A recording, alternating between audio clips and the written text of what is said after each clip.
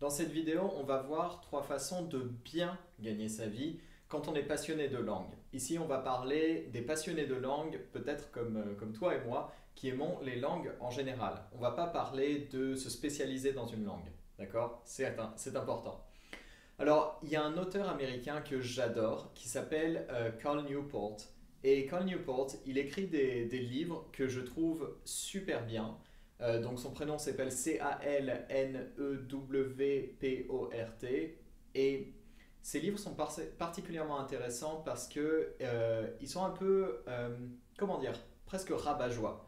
C'est-à-dire qu'il va à l'opposé du discours habituel qu'on nous sert et surtout qu'on nous sert à nous, notre génération, un petit peu les millennials ou même si tu es plus jeune que moi, de suivre ta passion et que si tu suis ta passion, si tu as vraiment ce grand esprit romantique, que tu as l'impression d'avoir une vocation en toi, et ben tout ira bien dans la vie, tu seras le meilleur, tu auras de l'argent, la vie sera facile et tout ça.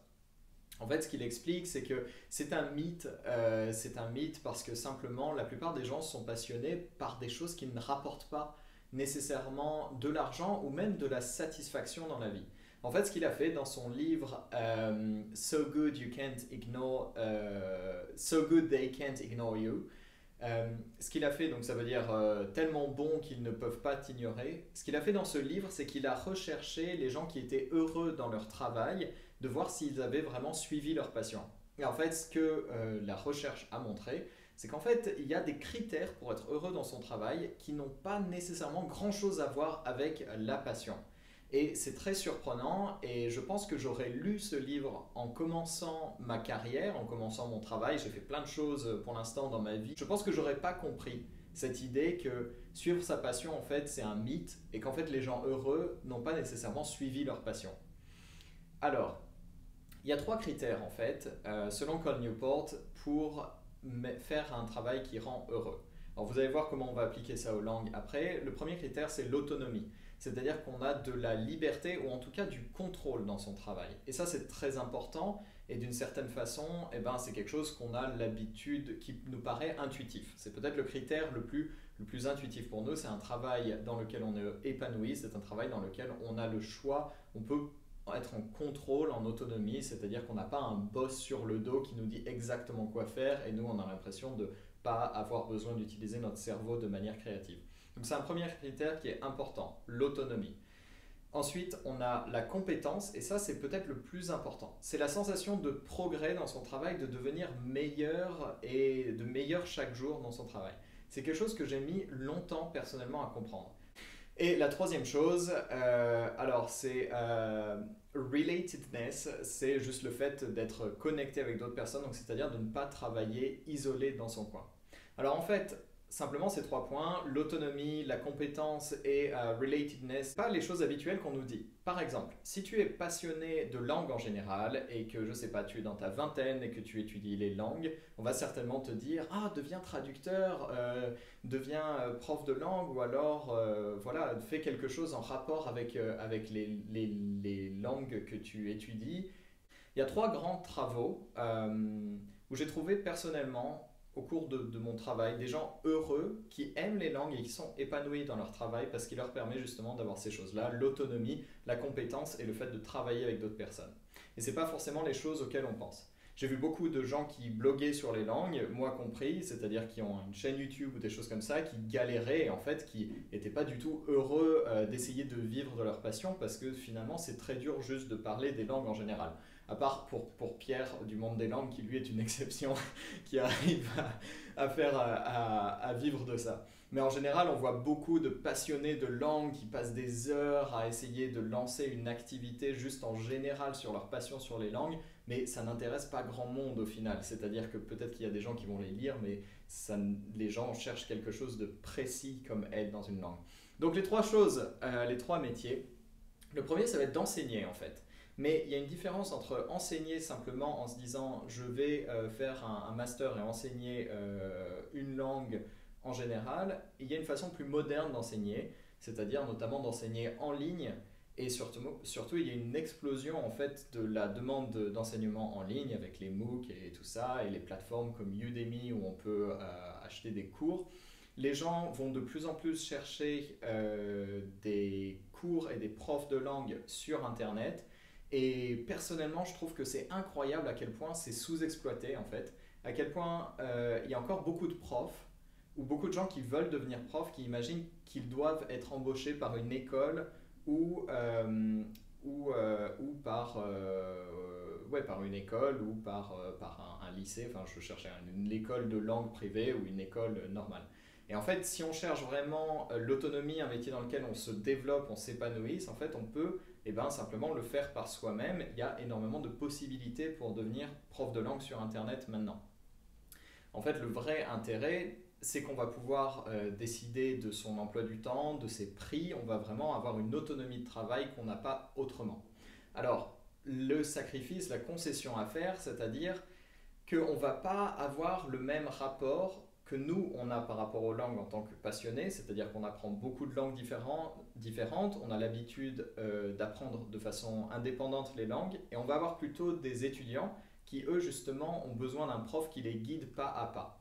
Moi, j'étais un petit peu surpris au début à quel point, j'étais surpris d'avoir du mal à transférer mon idée de l'apprentissage des langues, qui, comme tu le sais, est très directe, très simple d'une certaine façon, à mes étudiants qui apprenaient le français et qui, eux, voulaient des choses beaucoup plus faciles et un confort dans l'apprentissage qui, pour moi, était un problème, était un frein. Donc j'ai dû adapter et leur donner ce qu'ils voulaient et en même temps leur donner ce dont ils avaient besoin. Et ce qu'ils voulaient, c'était des cours vraiment pré-mâchés. Ils avaient peur de parler, même avec un prof en ligne. Il fallait vraiment que je les aide à avoir leur première conversation, que je leur montre que c'était possible, alors que pour moi c'était une évidence parce que je l'avais déjà fait plein de fois. Donc voilà, donc quand on est un petit peu un polyglotte, c'est parfois difficile de donner des cours à des débutants qui ne connaissent qu'une seule langue. Donc c'est la première chose. Donc il faut avoir ça en tête, mais ça ne veut pas dire que pour autant ça ne va pas être satisfaisant pour quelqu'un qui aime les langues. Parce qu'on va avoir des étudiants de différents pays, et puis aussi, quand on apprend les langues, au bout d'un moment, on peut commencer à enseigner une autre langue. Par exemple, je ne sais pas, vous êtes francophone, vous apprenez l'allemand à côté, un jour vous aurez un niveau qui sera suffisant pour enseigner aux francophones débutants, leur enseigner l'allemand. Donc ça c'est la première chose. Le deuxième travail, en fait, c'est de travailler dans la création de contenu et le marketing dans les langues. Il y a énormément d'entreprises sur Internet qui proposent des cours de langue et ce dont ils ont besoin, c'est de gens compétents pour écrire des articles, pour comprendre en fait cette industrie, cet univers de l'apprentissage des langues en ligne. Et en fait, c'est pas si simple de trouver des gens qui sont spécialisés là-dedans. Donc moi, j'ai travaillé avec plusieurs startups, j'ai même fait mes propres projets. Et c'est vrai que c'est difficile de trouver vraiment des gens qui sachent bien écrire, soit des leçons, soit des articles sur l'apprentissage des langues qui soient adaptés. Il y a énormément de petites choses, je le vois de l'intérieur, mais il y a énormément de besoins là-dedans. Alors, peut-être que le marketing, vous, c'est pas toi, c'est pas un truc qui t'intéresse a priori, mais c'est un champ très large. Ça ne veut pas forcément dire nécessairement vendre directement, être dans la vente, mais ça veut vouloir dire comprendre le processus, l'intérêt que les choses peuvent avoir. Et si tu trouves une entreprise ou une start-up ou je sais pas, une application qui partage ton idée de l'apprentissage des langues, c'est quelque chose qui est extrêmement épanouissant. Moi, pour avoir travaillé avec différentes personnes sur leur projet et travaillé avec des personnes qui ont un message autour de l'apprentissage des langues que je partage, pour moi, c'était un vrai plaisir de faire ça. Et ensuite, la troisième chose, et c'est clairement la meilleure façon de bien gagner sa vie quand on aime les langues, en fait, c'est simplement d'apprendre les technologies autour des langues. Donc, par exemple, être traducteur, c'est mort, vraiment, je ne peux pas le dire autrement. Et si vous voulez être traducteur, vous êtes en danger de mort au niveau carrière maintenant. Vraiment, on peut toujours dire qu'on ne pourra jamais remplacer un humain en traduction. Oui, pour la poésie, oui, pour certains livres, mais le reste du marché, il va dégager, c'est déjà en train d'être traduit automatiquement. Et honnêtement, je trouve que Google Traduction fait des progrès énormes et ces algorithmes font des progrès énormes. D'ici quelques années, la plupart des traducteurs ne seront plus nécessaires. Et donc, tous ces traducteurs-là vont devoir se reconvertir ou alors migrer vers les quelques métiers de traduction qui ne nécessitent pas de machine et donc créer une compétition énorme sur ces traductions de livres d'auteurs ou de poésie. J'ai eu une discussion surréaliste récemment avec un traducteur justement qui disait qu'il galérait mais qui pensait pas que c'était dangereux à ce point-là. Et j'ai l'impression que c'est quelque chose qu'il faut répéter parce que les gens qui connaissent la technologie sont vraiment au courant que le métier de traducteur n'a pas vraiment un brillant avenir, mais vraiment un des métiers qui va sauter comme chauffeur de bus ou chauffeur de camion, des métiers qui vont être automatisés dans les prochaines années, même pas décennies. Donc traducteur, c'est pas une bonne idée. Par contre, si vous vous intéressez à la traduction, il y a énormément besoin justement de gens qui comprennent la linguistique et qui comprennent un petit peu comment marche par exemple le Natural Language Processing, NLP, qui est comment une machine apprend à traduire une langue, comment on lui donne des textes et que la machine va apprendre à traduire ça. C'est des métiers qui sont bien sûr difficiles, où il faut s'y connaître techniquement. Ça prend du temps, mais de l'autre côté, c'est extrêmement intéressant. Et c'est aussi là où j'ai envie de dire, il y a l'avenir de l'apprentissage des langues. Il y a les stratégies, il y a les méthodes, il y a le contenu qu'on trouve, mais l'avenir de l'apprentissage des langues, selon moi, est vraiment là-dedans. Quand on aura Alexa ou Google Home ou peu importe une application avec laquelle on pourra converser toute la journée dans une nouvelle langue et que cette application pourra détecter notre niveau et les choses qu'elle va nous dire, ça va être vraiment une révolution qui va changer les choses dans l'apprentissage des langues. Et pour moi, c'est vraiment là où il y a un potentiel. Si tu es jeune et que tu t'intéresses un petit peu à la programmation, je pense qu'il y a énormément de choses à faire et il y aura énormément de demandes dans l'avenir des langues. Personnellement, c'est le choix de carrière que je suis un petit peu en train de prendre. Et beaucoup de gens me disent « Ah mais t'es passionné de langue, comment tu peux aimer aussi programmer ?» Et j'ai envie de dire que c'est complètement débile. Je ne pense pas qu'il faut, je pense pas qu'il faut un profil spécial pour aimer programmer. C'est quelque chose de difficile, mais c'est très intéressant si tu aimes construire des choses. Et pour moi, c'était extrêmement difficile au début. Mais en fait, tout ce que j'ai appris dans ma vie était extrêmement difficile au début parce que je suis un apprenant lent. Et ouais, crois-le ou pas, mais je suis lent à la détente. Pour apprendre les trucs, j'étais nul à l'école, j'étais toujours lent. Et quand j'apprends une langue, je suis lent. Du coup, j'utilise des méthodes très, très efficaces parce que j'apprends trop lentement par rapport à la moyenne. Donc si j'utilise les méthodes classiques, ça va être un désastre. Donc, pour apprendre à programmer, j'étais très lent. Mais maintenant, je suis très heureux d'arriver à faire des petites choses qui me permettent aussi de créer des outils pour apprendre les langues, pour enseigner les langues qui sont complètement différentes. Donc voilà, vidéo un peu longue et peut-être un peu surprenante pour toi, mais je vais résumer rapidement les idées. La première chose, c'est que suivre ta passion n'est pas forcément la meilleure idée.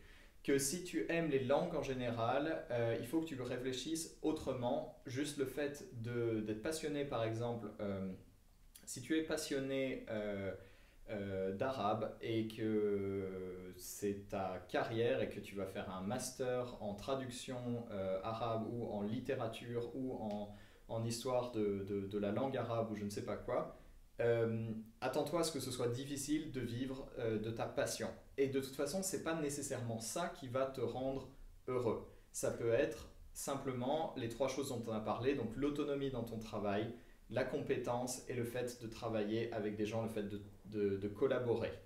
Ces trois choses-là sont plus importantes que ce que tu penses peut-être être vraiment ta passion. L'idée de la personne qui découvre qu'elle est faite pour quelque chose et qui suit ça instinctivement et qui est heureuse pour toute la vie, c'est une idée romantique de la carrière qu'on nous vend, mais qui n'est pas basée sur la réalité du travail.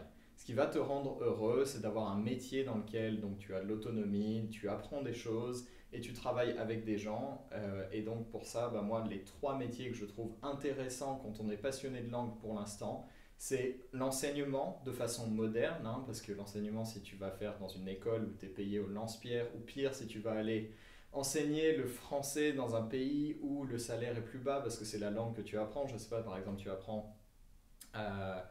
Tu as appris le russe et tu enseignes en Russie. Peut-être que au début ton salaire va pas être super et voilà, tu es passionné de russe et tu enseignes le français. Ton autonomie va peut-être pas être énorme parce que tu vas devoir suivre un programme que tu trouves peut-être aberrant.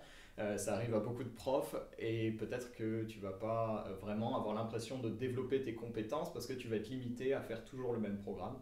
Donc être prof en ligne donne cette possibilité. Ensuite, travailler dans le marketing, alors c'est un mot très large, mais travailler dans en fait tout ce qui est donc la création de contenu, la gestion écrire des emails intéressants, voilà, comprendre le marché de l'apprentissage des langues et de tout ce qu'il y a à faire là-dedans, ça peut être un métier très intéressant, surtout si tu aimes écrire, si tu aimes communiquer ta passion des langues.